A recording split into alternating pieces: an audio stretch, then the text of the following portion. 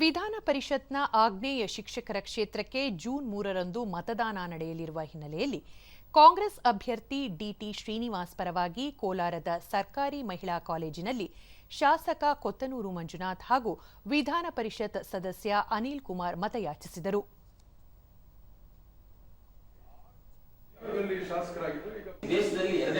ಈ ವೇಳೆ ಕೊತ್ತನೂರು ಮಂಜುನಾಥ್ ಶಿಕ್ಷಣ, ಆರೋಗ್ಯ ಮತ್ತು ಕೃಷಿ ಕಡೆ ಹೆಚ್ಚು ಗಮನ ಹರಿಸಿದರೆ ದೇಶವನ್ನು ಸುಭಿಕ್ಷವಾಗಿಡಲು ಸಹಕಾರಿಯಾಗಲಿದೆ.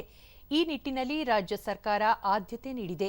ಹೀಗಾಗಿ ವಿಧಾನ ಪರಿಷತ್ ಚುನಾವಣೆಯಲ್ಲಿ ಕಾಂಗ್ರೆಸ್ ಅಭ್ಯರ್ಥಿ ಪರ ಮತ ಚಲಾಯಿಸುವಂತೆ ಮನವಿ ಮಾಡಿದರು.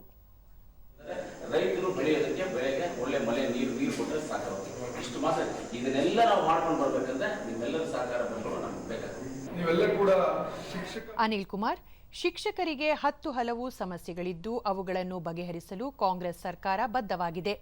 ಸರ್ಕಾರ ವಿಧಾನಸಭಾ ಚುನಾವಣೆಯ ಸಮಯದಲ್ಲಿ ನೀಡಿದ್ದ ಎಲ್ಲ ಭರವಸೆಗಳನ್ನು ಈಡೇರಿಸಿ ನುಡಿದಂತೆ ಕಾಂಗ್ರೆಸ್ ಪಕ್ಷ ನಡೆದಿದೆ ಎಂದು ತಿಳಿಸಿದರು.